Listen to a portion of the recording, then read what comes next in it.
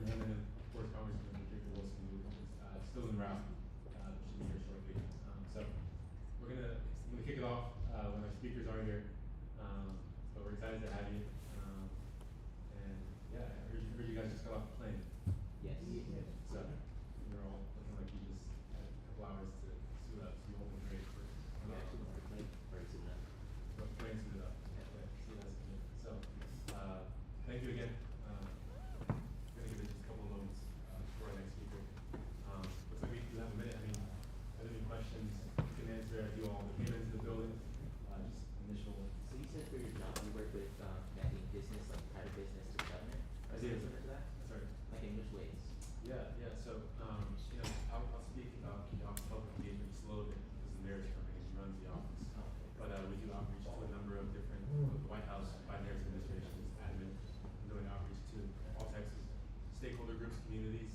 That ranges from Black engagement and the Black community, which David leads, to Latino engagement. We have a Latino engagement liaison. We have veterans engagement, labor engagement, Jewish and Muslim engagement, veterans, labor unions. So we also have a business community, it's called partnerships and private sector engagement, where we, a lot of what we do is deploy policies that have tremendous economic implications and affect companies all day long. So we're talking to companies all day long about issues they're seeing, government about how they can leverage our policies, and we're hosting them for meetings, for briefings. Just before you all, we had 60 CEOs from the Young Presidents Organization, just learning about how the White House works sitting here. So it takes different shapes and forms.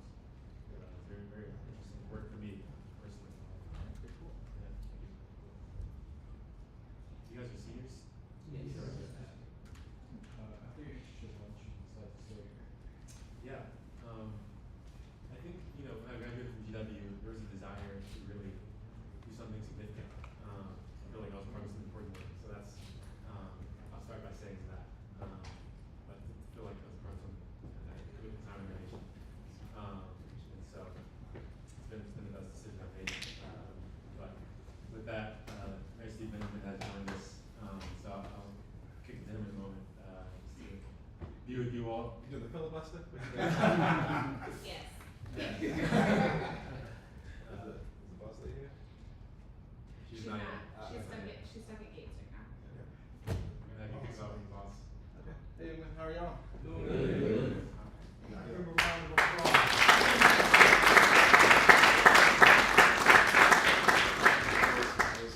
I live between here and Columbia, South Carolina, where my home is, my wife and my youngest daughter. So I left my tie at home, and I wasn't able to come correct this morning. I'm glad y'all did. Thank you so much for being here. Thank you for being the shining examples that you are of what young people can do, particularly when they're influenced by amazing leaders. I will tell you what Congresswoman Wilson has built and nurtured over all these years is unlike anything else in this country. Anything else in this country. I had the honor of coming down with my friend Mike, my chief of staff, just several months ago, and seeing firsthand the way in which lives have been changed by this incredible initiative. It was powerful, and wanted to make sure that when I came back to DC, I had a moment or two just to share with you, do a little bit of talking, but more so maybe have a moment to just listen, figure out what's going on in your world right now. I hope and pray that you know that literally anything you want to do in life, you can do. I want you all to think big, dream big about the things that you want to accomplish, and then stretch a little bit that much farther about you do. Things that you want to do in life, and then the young people, the 19-year-old and 17-year-old girls, can sometimes be impatient. We want everything, we want it now, but sometimes it just takes some time, step by step, step by step. And if you continue to prepare yourself, keep your nose clean, work hard, treat people with dignity and respect. The president is here today, vice president is traveling, but if you happen to see the president, I want you guys to look him in the eye, back ramrod straight, and if you get a chance to shake his hand. And the same energy, if you see when his hair impaired maintenance workers who are working to keep this building clean and safe for us, the same level of respect. You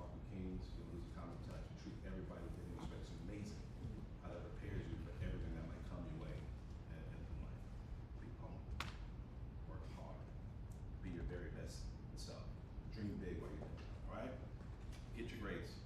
Right. Good grades, you may choose different paths now. The thing about the world in which you live right now is that you all can actually do things that you enjoy doing and make a good living doing. When Crump and I were coming up, and we know a whole lot of people, some people who are doing exactly what they love doing but couldn't pay the rent. And you know some people who made a lot of money who are very miserable doing what they do. Those two are not really as connected as you might be. Y'all live in the world right now. If you're thoughtful, you want to work hard, you're creative, you can really make a good living doing things that you love doing. But and realize that you can do good and do well at the same time. So as you're doing things, I want you to focus on making a good living. Hopefully, if you want to create wealth, work on creating wealth and being as wealthy as you can be. At the very same time, focus on how you can make sure the world's better for other people. Simply so you can do good and you can do well if you focus on it. The last thing I want to say is as you go on this journey, and we're all on different journeys, you can look at somebody you have no idea the struggles that they've been through. You know, so you give people grace, you give people mercy. You understand that we all have challenges that we face in life, but you can't be a blessing to someone else if you don't first take care of you. Okay? So I like to talk about life being these, and so you may have heard me say it before, life being these glass balls and rubber balls. You get your glass balls, your mental health, spiritual health, your emotional health, your physical health. God gives you one temple. You gotta take care of it, protect it. Just for the older and older you get in my backyard, ain't what it used to be. Your relationships with your family, your friends, and people who love you. Sometimes if you're not even being really loving, you know, you protect those are glass balls. You pop them. You protect them. It's your life. And almost everything else is a rubber ball. You drop it, it bounces back. You can't worry as much about that, but take care of yourselves. If you do this and do it right, then you can show up rocking pink and a pink hat if you want to, and be your very best self, the star herself. Congresswoman, how are you? How are you? I'm doing good. Fantastic. The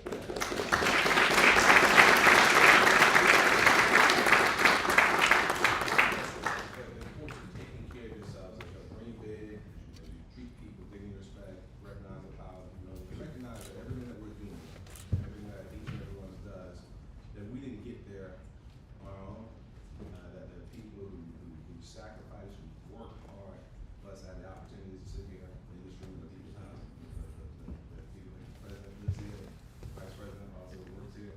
This is your house. This is the people's house. The people sacrifice for us to be here. It's our job to make sure we recognize those sacrifices by continuing to give ourselves and then making sure that generations on board will eventually your children, your grandchildren, your children, grandchildren's children, that they need us to make sure that we're doing what we can to step up. You're 18? Yeah. You can register to vote. You're not 18 yet? 17. 17 if they're gonna turn 18 by. Exactly. Yes, sir. No problem. And if you can turn 18 by November, we can make sure that you're registered to vote, make sure you participate in shaping the future of this. So we're not gonna tell you how to vote. You vote your conscience, but you gotta make sure that you're voting to make sure that everybody is taken care of, including folks who sometimes might not have a voice, might not have a vote. Congressman, I was telling the young man before you came in, I have seen nothing across the entire country like what you both are doing. It is something special. It is unique. We're thankful for you and your leadership and all the men and women you inspired to help invest in these fantastic young leaders. And we just want to say we're thankful. We're just happy that you allowed us to come, that you're hosting us today. So just give Mayor Benjamin a big round of applause.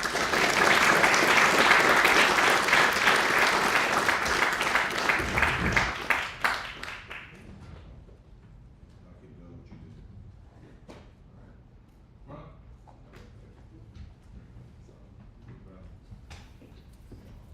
Appreciate you. I leave.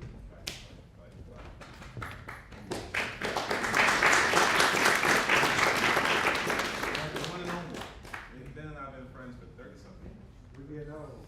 Yeah, this who said that? Somebody, ooh. Yeah. Say something, yes. Before I begin my arguments today, I just want to acknowledge Mayor Benjamin, who is truly the epitome of lifting as he climbs. He never forgets where he came from. And when he has a seat at the table, he never forgets to use his voice to give those who don't have a voice in that room. And I don't ever want us to take that for granted. Congresswoman Wilson, we don't always have people like Steve Benjamin sitting at that table saying that, hold on, we want to remember the people who have historically been denied being in this place.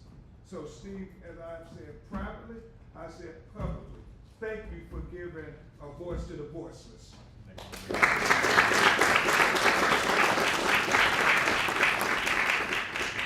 Now may it please the court. Congresswoman Wilson, Fagan, all of you assembled. I'm Attorney Ben Crump, and I come before you to make the argument that as long as you dream with your eyes open, that you can achieve your dreams.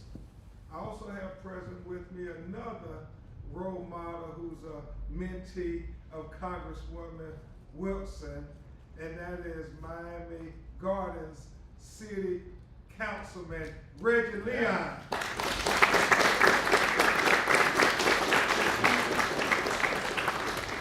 And I have the attorney who heads up my Washington, D.C. office, Attorney Brendan Schimdelet.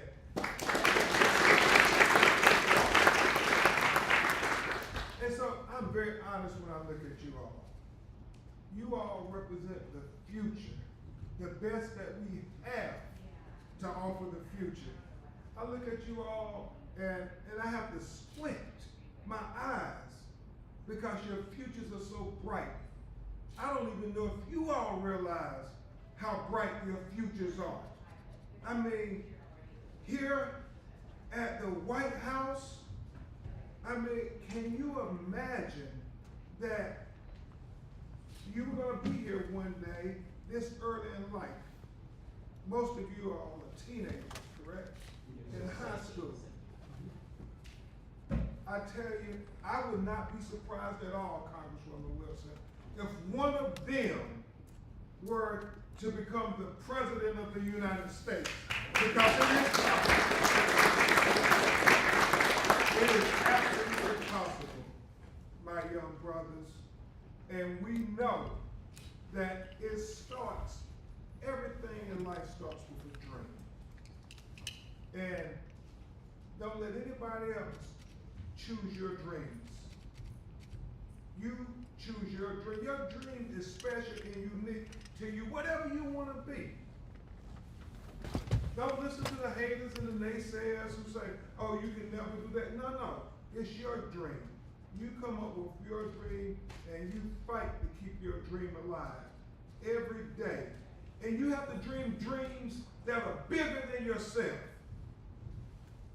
I mean, you have to dream dreams that scare you. That's how much you have to believe in your dream. I became an attorney. I was born in a little town called Lumberton, North Carolina. There were no black people within 100 miles of my town that was an attorney. Congresswoman Wilson, the closest I had saw to a black attorney was Claire Huxtable on the Cosby Show. And you know, you had the Perry Masons and the Matlocks, but they didn't look like me. And so, trying to say I'm going to be an attorney, I had to dig way back in the history books to my personal hero, Thurgood Marshall.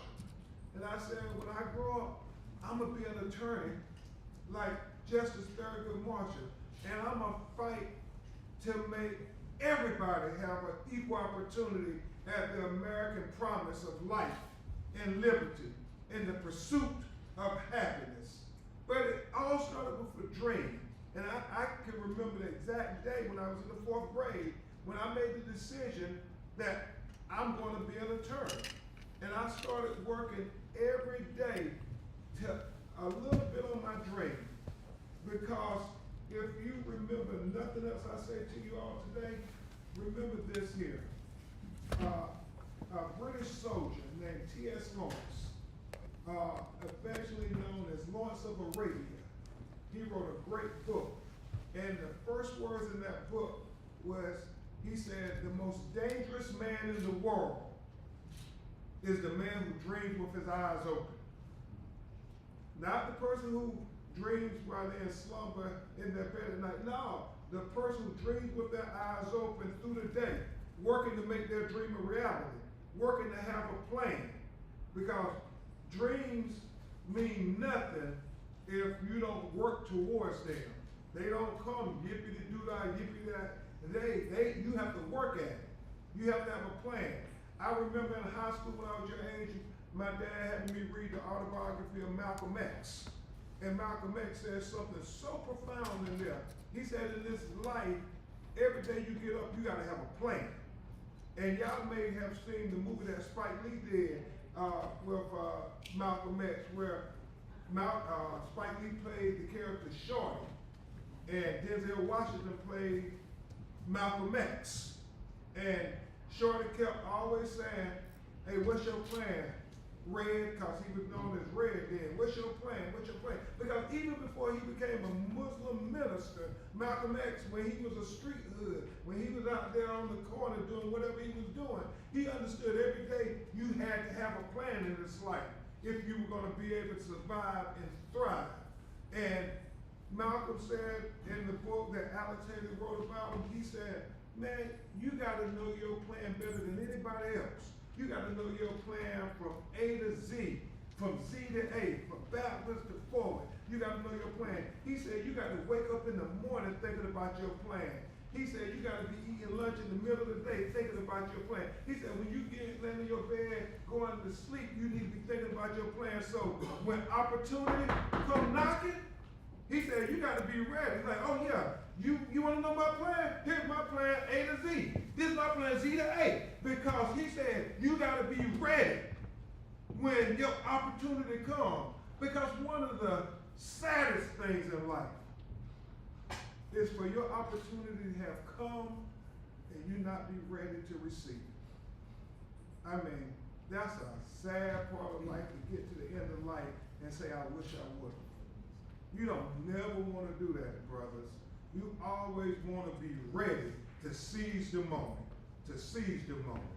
And so I say this here as I get ready to conclude my arguments and ask for your verdict.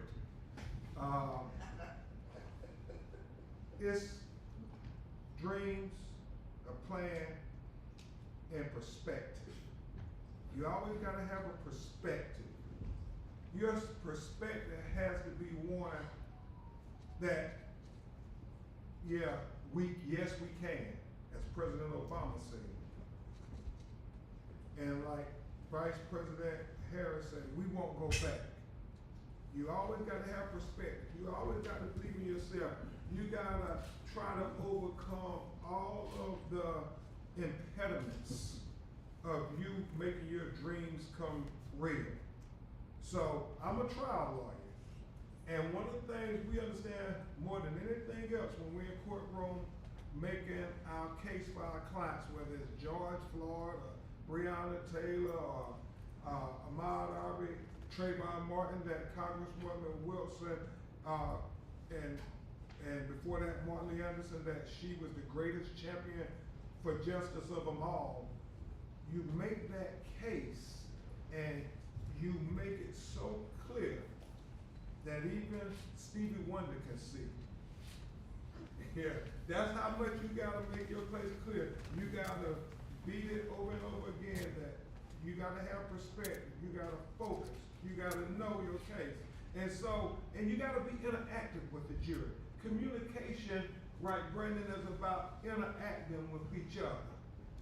And so, since I'm making my arguments just like I would in the courtroom, I'm trying to interact with you. I know you all are young people, so you gotta have these cell phones. I want y'all to take out your cell phones and type these words down about perspective with me. And I'll read them, and then I will read them once more to make sure you got it. First point, laziness kills ambition. Anger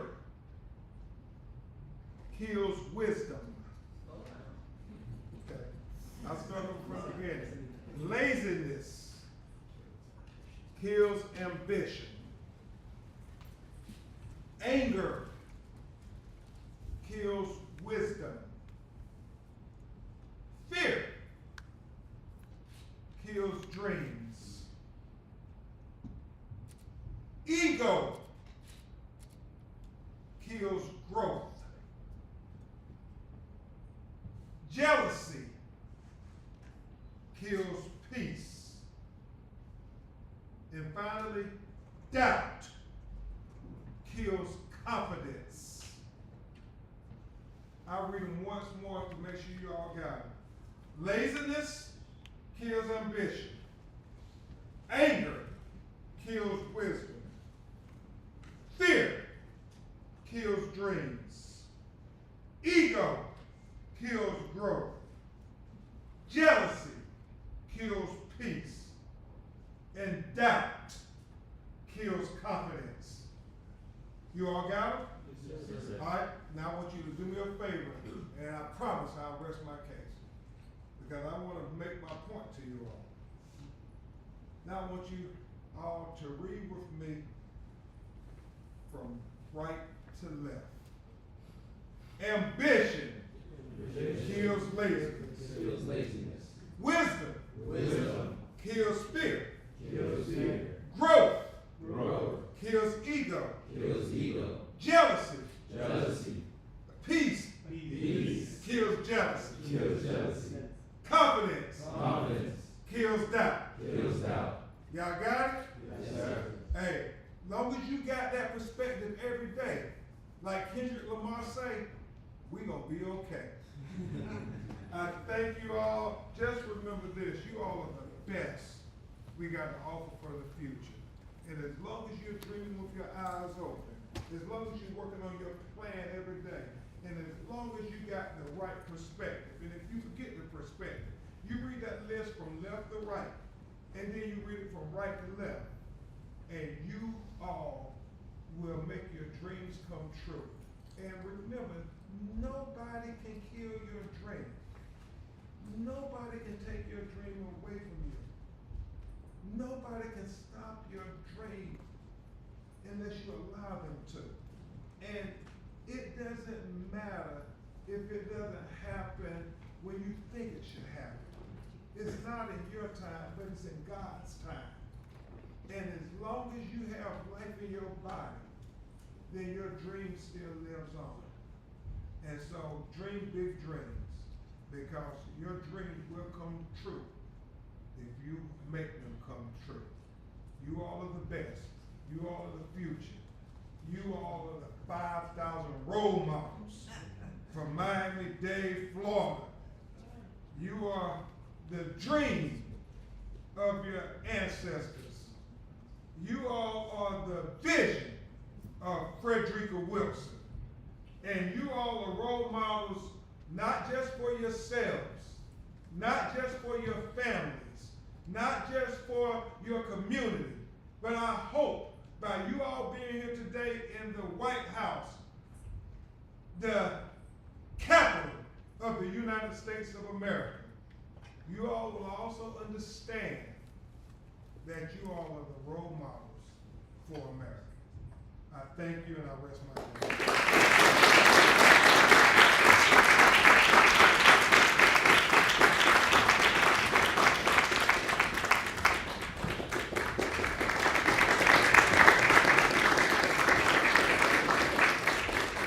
Congresswoman Wilson, I don't know what else to do. Oh, I'll turn it back over. Your Honor. Thank you so much, sir. Thank you for the words, for the message. With that, it's a pleasure to turn it over to Congresswoman Frederica Wilson.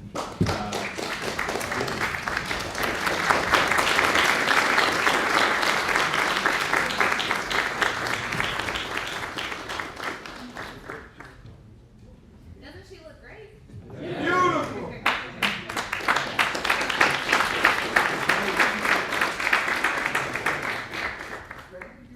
Yeah, Reggie, say something.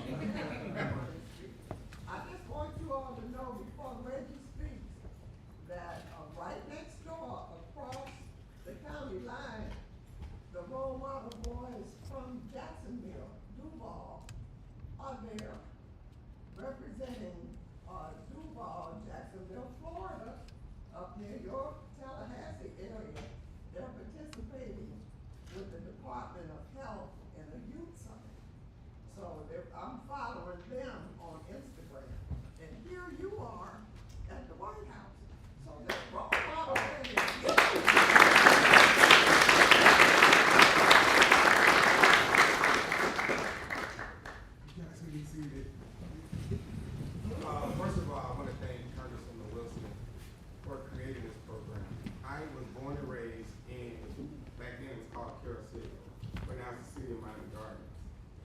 to a single mom who was a teacher. And I never had an opportunity to meet my father. But through programs like this, you were able to connect yourself with men that are mentors and show you the way and teach you how to be a man. So when I was in elementary school, and then got into middle school, I was a student that had, I think they call it an EAP. So they told me that I wouldn't even go to college. So they had wrote me off, so I would never make it to college, and I wasn't gonna do anything. So my mom put me in tutoring, we did a bunch of work. I graduated from high school, went to college, and I started a career off at UPS. I worked my way up from loading trucks all the way to the corporate office. Then once I got to the corporate office, I wanted to run for office. So I ran for my local city council, and my first time running, I won.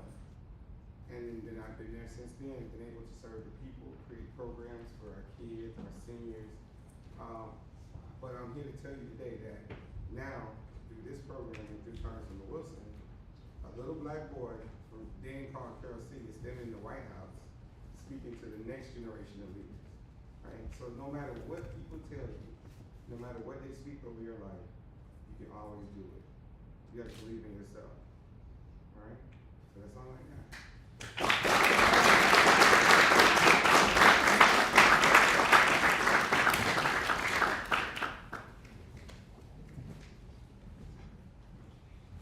Ms. Wilson, did you want to say anything else?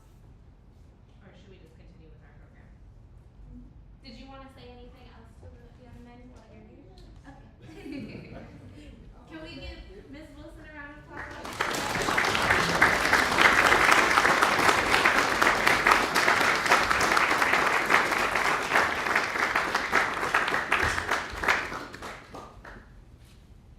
First of all, you need to know that, you may be seated, young man, that,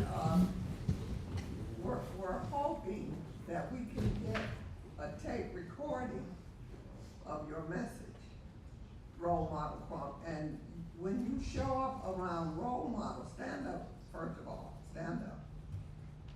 What is he missing? I was traveling, Congresswoman. Reggie? I asked for the pill. Stand up, Reggie. What is role model Reggie missing? See, we wear the tie because the tie is symbolic of showing the world who you are and what you represent. So whenever the term comes up, 5,000 role models, I am going to be among them. You make sure that you have your tie in your backpack and that you have it ready to put on before you enter the room. So let's give them a big round of applause.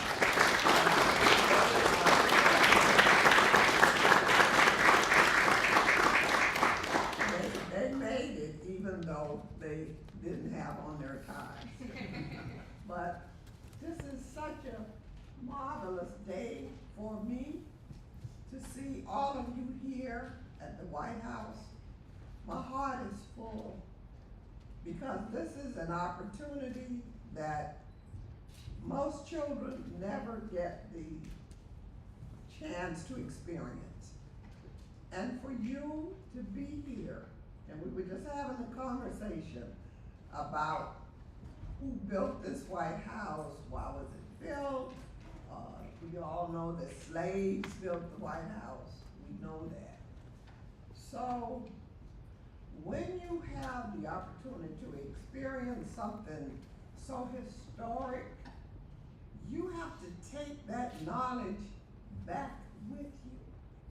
And everything that you see this weekend, that you're here in Washington, D.C., you carry that back in your heart, your mind, and your soul, because these are lessons that you will learn for the rest of your life. These are experiences that you'll be able to share with your children, with your grandchildren, because that's just how long you will remember what has happened during this weekend. You don't have to be an elected official to make a difference. You can be just teenagers as you are, and you're making a difference every day, because in your school, I'm sure that the teachers and the principal and the parents, when they see you dressed up in your suits and your tie or your long sleeve white shirt and your ties on Wednesdays, they say, those are role model boys, and it makes a difference. I am positive that once you begin to wear that tie, your whole life changed. Not only did your experiences change, but your peers changed.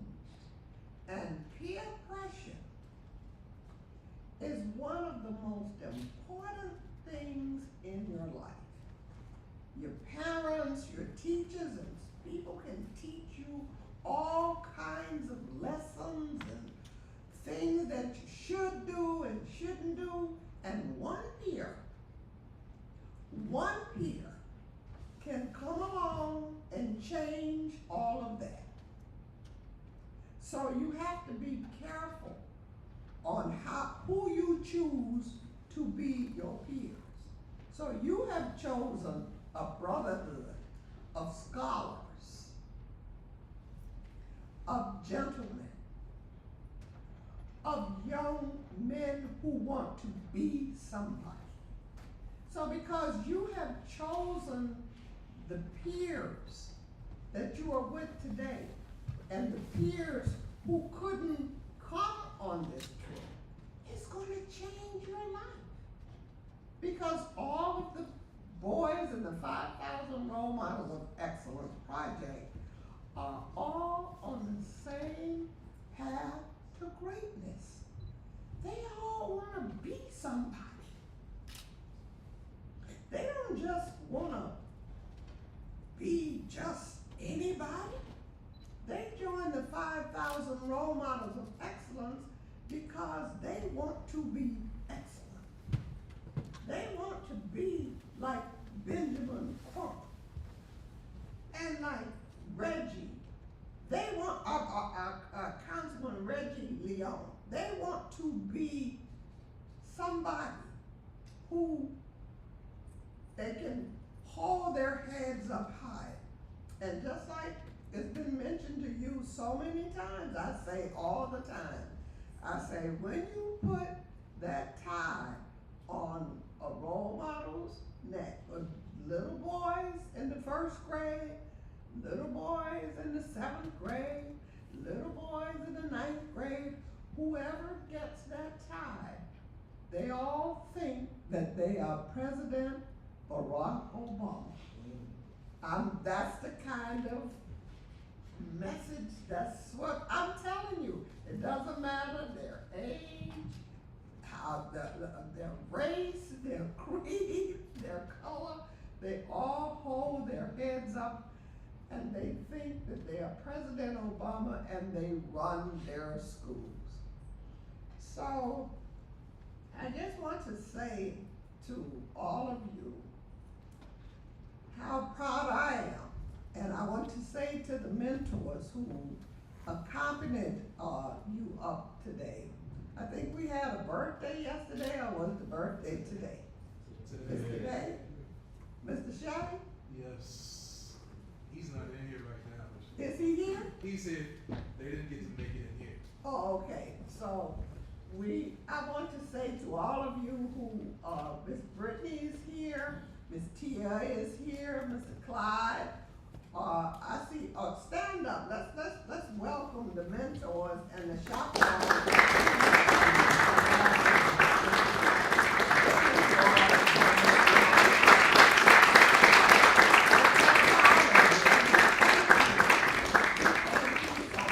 For the sacrifices that you make to keep our young boys on the right path. Now, you're going to be having some very varied experiences. Tonight you're going to go to a party. Tomorrow, you're gonna be at a forum where we're gonna be discussing the police and we're gonna be discussing prevention. And then Saturday morning, you're going to be, a diplomats, because you're gonna be lined up outside of a breakfast that has over 10,000 people attending, and you're gonna be presenting flowers to just the women who are attending that breakfast. So you have a special, I guess you would say, job or responsibility, and I think that is it channel 10? That one, is it 6, channel 6? Did we select who they're gonna, who is channel 6 gonna interview? And we saw you on the, we saw you on the news this morning as you were getting on the plane. You said that's how important you are in Miami-Dade County. What news station wants to send people at 4:00 a.m. to the airport to cover some little boys who's getting on an airplane? Well, you gotta be real special. You see how special you are? Then we get a text that somebody on the plane paid for your meals. You see how special you are? You are not just ordinary little boys. You are grand. And never ever forget that. And when you walk down the street, don't look down. When I see you, I want you looking up at the clouds with your nose in the air. Because all of you are snobs. You are snobs because you're the best. You're the best. And you're going to college. Every single solid, every one of you are college bound. And that is amazing. Not only you, but children like you all across the United States. Jacksonville, just Detroit, Los Angeles, just think about it. Just think about it. God has really blessed the 5,000 role models of excellence and really blessed the young men who are members and all of the alumni. There are thousands and thousands who have graduated from the 5,000 role models of excellence. Just think about it, 32 years. And every year, at least 1,000 boys graduate. So that right there is 32,000 people who have graduated from the 5,000 role models. And every time I go anywhere, it doesn't make, I was at a reception last night, right here in Washington, D.C., and there were 2 role models there with me who graduated from the role models. Big grown men.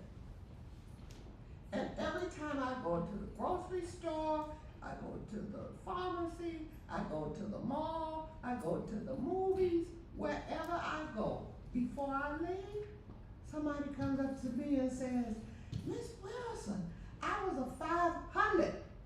So that's the beginning. And the top they still have their tie that says 500 role models. Or they'll say, Miss Wilson, my son was a 5,000 role model. Now he's an engineer. Or Miss Wilson, my grandson was a 5,000 role model. And now he's a doctor. Every single solitary day. It's so redundant that my staff, or who come with me all the time, everywhere I go, they just say, well, we just have to get used to it because the role models are everywhere. So you are special. You just don't know how special you are to have a man like Benjamin Crump to take from his busy schedule to come to this White House to speak to you. This is a man who is known all over the world for his advocacy, his relentless pursuit of justice for black people. He does it so well that he has earned the nickname as Black America's Attorney General. I met him when he was a young attorney, Parks and Crump, the two of them in Tallahassee, and a young boy by the name of Martin Lee Anderson was beaten to death in a boot camp. And I was a member of the House of Representatives. I had just left the school board, and I was in Tallahassee. And I kept seeing this on TV, where they had beaten this boy, and it's time to go. Ms. Wilson, we just want the students to be able to ask some of the young black men that work here and ask them some questions, especially as they are going to enter college very soon. I'll tell y'all about this later.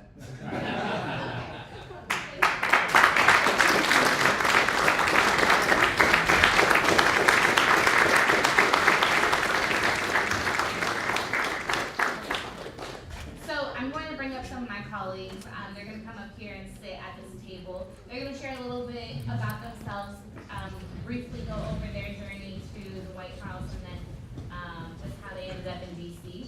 And so after they do that, I'm going to give them like 30 seconds each to do that, and then you guys will be able to ask them a few questions.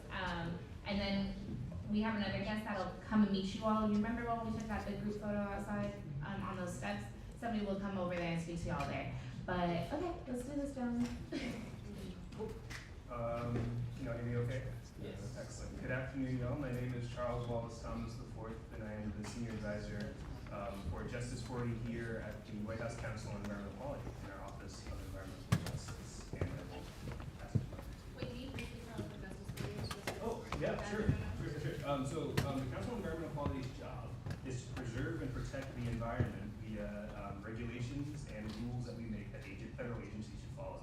An executive order was issued by President Biden in 2021, Executive Order 14008, that explicitly said that 40% of the benefits of certain federal investments in clean energy, clean transportation, sustainable housing, critical clean water infrastructure had to go to benefit disadvantaged communities. And so my job is to help the agencies make that happen and to quantify the extent to which we've met that goal in our time. Thanks, Charles. My name is Martin Hager. We met a little bit earlier, but as I mentioned, I'm a coordinator on the Partnerships and Private Sector Engagement team in the White House Office of Public Engagement, where I have the pleasure of actually working with my colleague Taylor, who's my boss. Not to give Taylor that. I don't mind my boss says that. Hey, I'm Taylor Wright, Senior Advisor in the White House Office of Public Engagement on the Private Sector and Partnerships team. I get to work with Fabian and Martin and the team there. I don't know if Fabian talked about the role of the Office of Public Engagement at all. Basically, we describe ourselves as the front door of the White House. Our boss, Mayor Benjamin, who you spoke earlier, has really sort of charged us to make sure we're listening to folks across the country and a variety of different groups like this, private sector companies. We had a group of CEOs earlier from across the country, making sure we're listening, making sure we're sharing the work of the administration with folks. So really appreciate y'all being here today. I guess I'll quickly talk about journey and ask some, take some questions. Originally from Charleston, South Carolina, went to the University of South Carolina and graduated.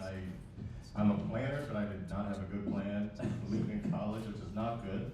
But I was very blessed. I got to work for Mayor Benjamin when he was mayor of the city of Columbia, and really powerful example of mentorship.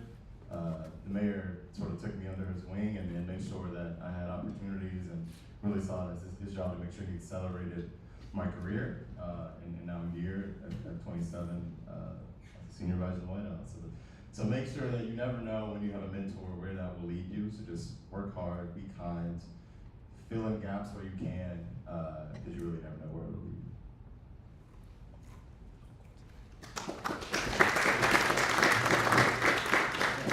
I shared a bit about my story earlier, so I'll let Charles actually speak on how he got to where he is. Great. So I was born in Columbus, Ohio. A very interesting town, very diverse town.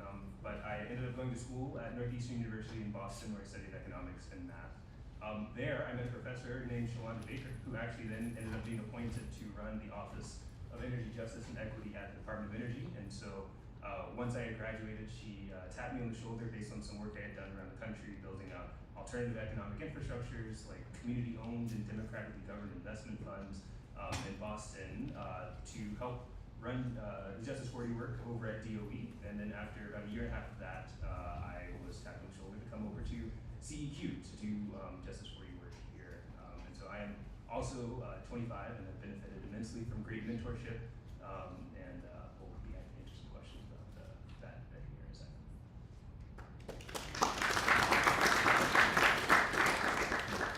We have a question from you and open it up, I think. Any questions you may have? So, my name is Jalen West of Colby Senior High. I know you guys open college to get that aspect, but just overall, like, is this something you guys already knew from the start? That's just something you wanted to do in the White House, or was this kind of like just connection and just like, okay, there's an opportunity, or there was a great opportunity to took it? Let's have one of y'all take that question. I'll take it really quickly. No, this is not a place I ever expected or really strive to be. I was a pre-med student in college. Was sort of inspired by the 2016 election to get involved in politics. I was student body president at University of South Carolina. Got involved with some government and other initiatives in the community. So not somewhere I expected to be, but when the sort of lane opened up, sort of used the skills I had learned, used the connections that I had gained. Was able just to work hard to, even though I didn't have like a clear 5-year plan exactly where I wanted to be, I knew I wanted to make an impact. I knew I wanted to contribute to the community. I knew I wanted to make sure I was meeting new people and giving back where I can, and this sort of all led me down this path. So I think people will give you different advice. Some people say you sort of have to have a 5-10-year plan. I think you should have some sort of vision of where you want to move your life forward, making sure you're continuing to get momentum, making sure you're moving forward. But also sometimes opportunities will pop up that you never imagined or thought of, and like Attorney Crum mentioned, just sort of being ready, having those skills, and just when the door opens, you're ready to go.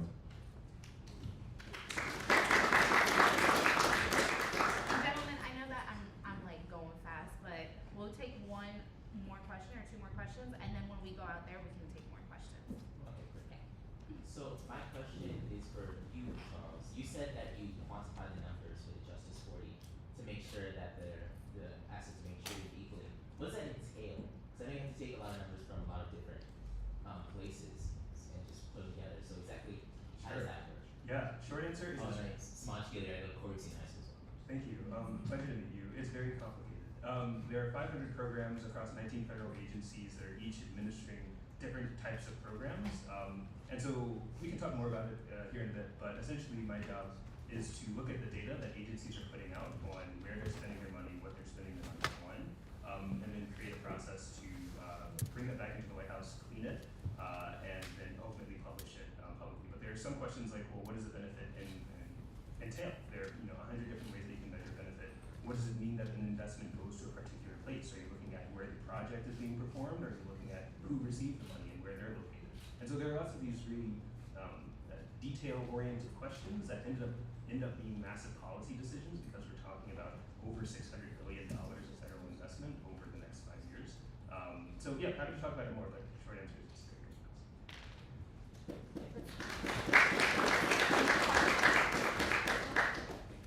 Hi, my name is George Ellington. I'm from William H. Johnson Forest High School. My question is for, well, of course, one of you is, what was the most challenging aspect of your entire career? What was one journey, a moment that you felt like it was just, you can't do it anymore, but you still went through it? And let's answer also, how did you overcome that? That's not a good no. Yeah, it's a good question. This is my first job out of college, as I was kind of sharing earlier. So I think of this as really the beginning of my career. And there are a lot of days, there are many days like that here that I think are just extremely demanding, the weight of all the meetings and the urgency on different assignments, and the overwhelming.